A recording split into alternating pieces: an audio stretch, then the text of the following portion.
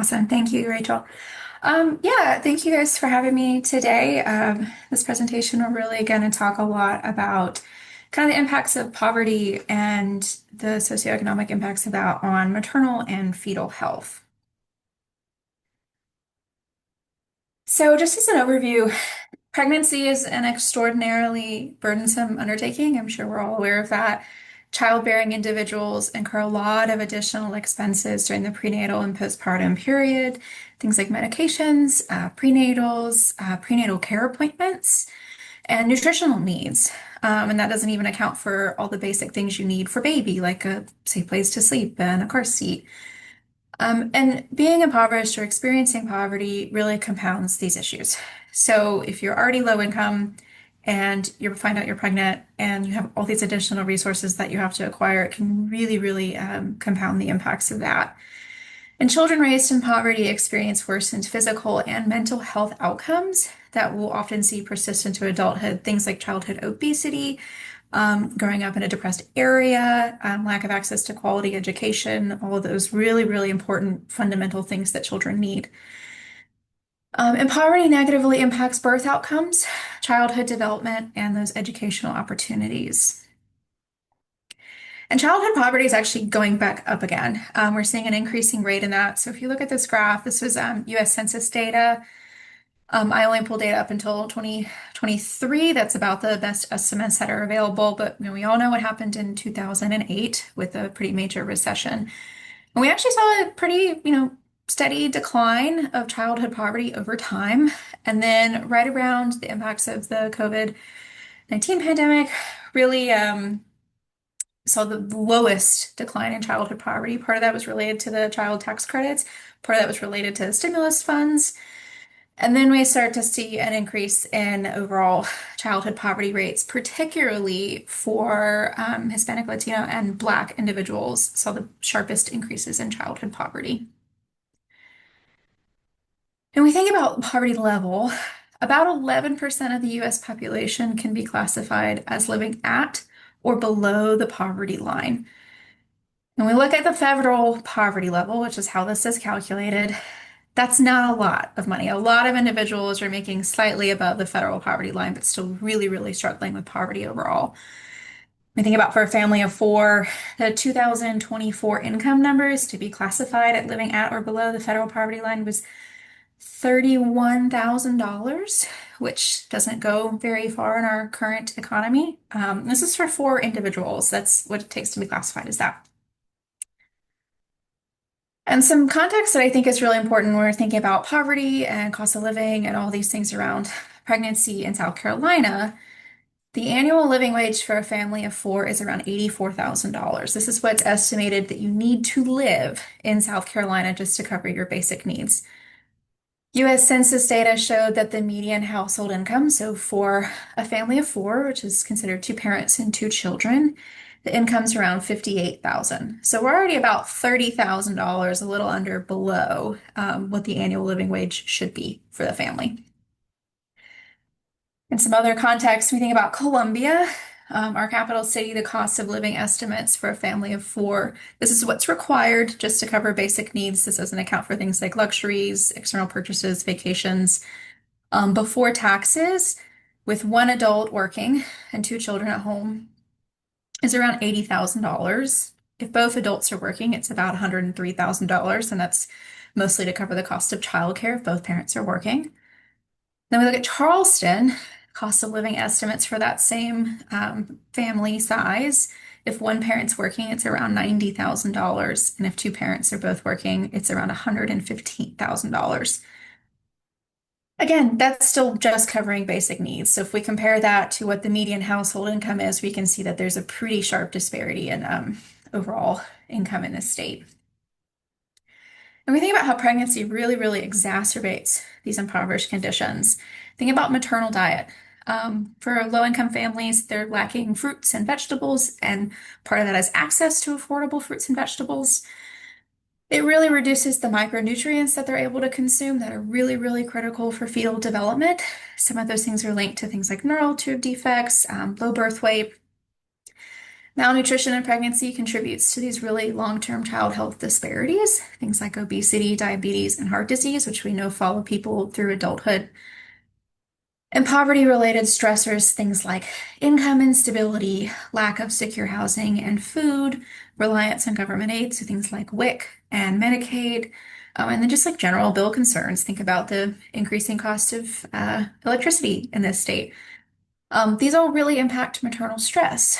And then, having inadequate nutrition during the prenatal and postpartum period really increase the risk of poor health outcomes. So things about for mom, loss of bone density over time, dental concerns, fatigue, worsened cardiovascular health disorders, all of which, if left untreated, can exacerbate those poor outcomes. Postpartum, increased risk of needing hospitalization and other healthcare utilization. And so we think about how poverty impacts the infant brain. It's a really interesting study. It was published a couple years ago, entitled The Association of Prenatal Exposure to Early Life Adversity with Neonatal Brain Volumes at Birth. And so what they were looking at was comparing two kind of primary outcomes. They looked at maternal social disadvantage. So they compare things like income to needs. So how much money are you making versus what are your actual needs and cost of living? The area deprivation index, so what was the lack or availability of resources where you live, a healthy eating index, education level, and then insurance status. And they also looked at psychosocial stress. So they looked at these through the perceived stress scale, postnatal depression, discrimination, stress, and adversity. And then they actually did infant MRI scans following the birth or delivery. And what they found was really, really interesting. This was an observational study of 280 mom-baby dyads, and they found that prenatal exposure to greater maternal social disadvantage, so those things like income to needs, healthy eating, and education, but not psychosocial stress, was associated with statistically significant reductions in white matter, gray matter, volumes, and cortical folding in the birth. So basically, baby's brain development at birth after they accounted for things like maternal health and diet, which indicates that that prenatal exposure to social disadvantage is associated with overall global reductions in brain volumes and folding in the first weeks of life. So mom's lack of access to resources, all exacerbated by experiencing poverty, dramatically affect the infant brain growth while they're in utero and then once they're delivered. And when we look at low-income moms, moms who are experiencing poverty, they have higher rates of depression overall. Having a low socioeconomic status has been linked to increased rates of depression in late pregnancy and the postpartum period. And individuals with these SES risk factors, so having a low socioeconomic status, having low levels of education, or being unemployed, are significantly more likely to experience clinically elevated depression scores in the postpartum period, even when they've accounted for other risk factors. And then, we start to look after birth. This is all prenatal exposure to poverty and experiencing poverty. In the US, having a baby increases the likelihood of poverty by over 30%. The estimate's around 33, and I think it's a bit of an underestimate, with more than 25% of mothers experiencing that poverty in the first month after giving birth. So you're freshly postpartum and you're already having to deal with all these concerns and these issues. And one of the most prevalent poverty-driven experiences is diaper need. It's very widespread, it's very harmful. It affects about half of the families in the United States, and it's been associated with undermining maternal competence, elevates maternal stress, and is the leading material hardship linked to maternal depression. This is above food insecurity, housing insecurity, any of these other concerns. And we think about the health consequences for moms and their children. Diaper need contributes to maternal mental health disorders, poor infant and child health, and disrupted child development, which can often compound maternal stress. As moms were very, very invested in the children, and when they're lacking these basic needs, it can really, really affect their overall health and well-being. And we look at financial and geographic burdens. Families spend about 14% of their income on diapers. Diapers are very expensive. They've only increased in recent years. Individuals with a lot of socioeconomic risk factors are at a much higher risk for that postpartum depression. And we look at rural families have added barriers. A big chunk of South Carolina is predominantly rural. Um, it's really compounded in these areas where people don't have reliable transportation, they don't have access to affordable grocery stores, and about 1 in 4 parents miss work or school because they cannot afford the diapers required by childcare providers.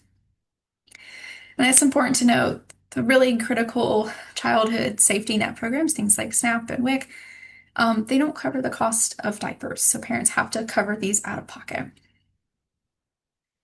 So I think one of the best solutions for this is what's called a federal birth grant. A lot of industrialized wealthy companies provide what's called a birth grant, which is a one-time payment to parents of newborns delivered at the birth or in that short period of time leading up to the birth to really help parents offset these really increasing expenses of having a child.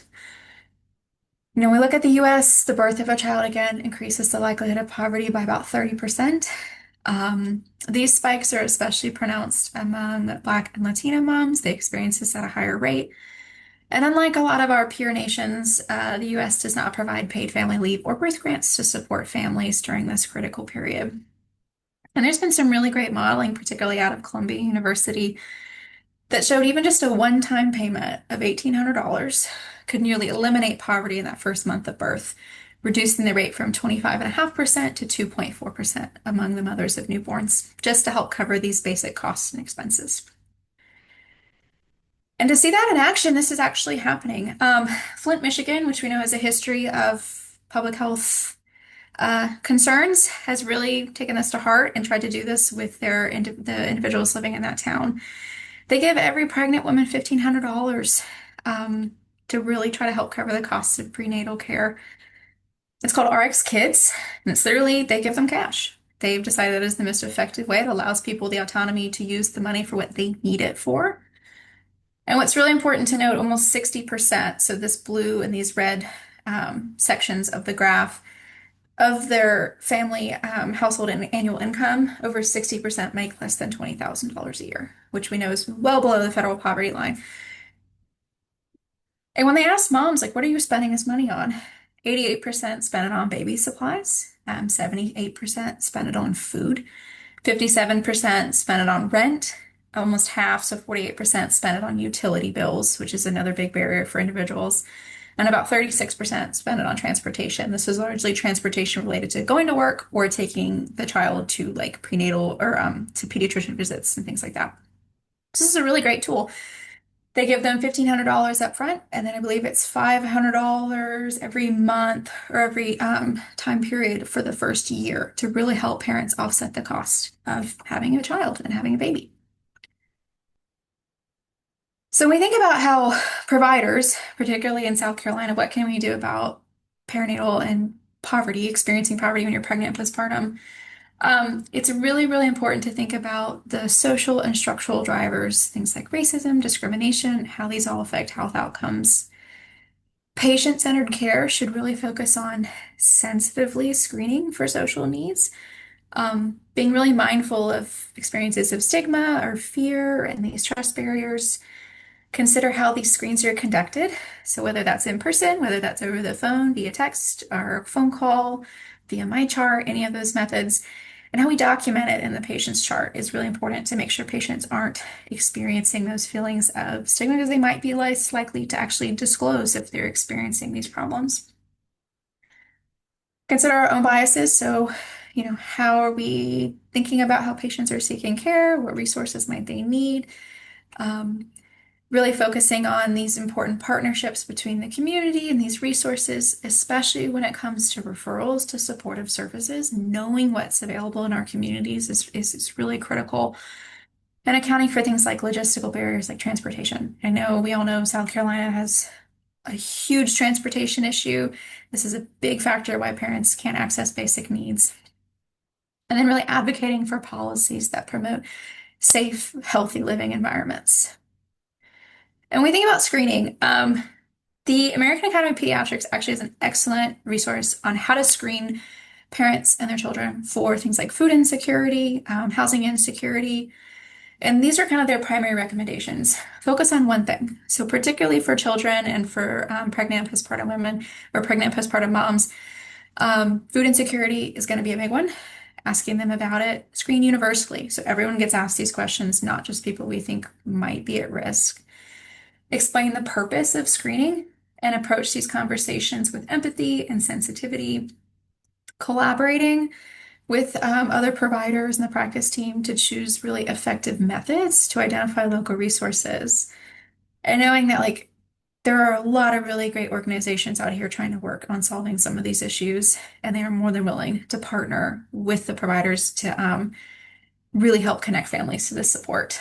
And I have a link in these slides if you're interested, but AAP has an excellent list of tools that they say, depending on the needs of your patient population, these are some of the best ways we have to screen for things like food insecurity, housing insecurity, things like that.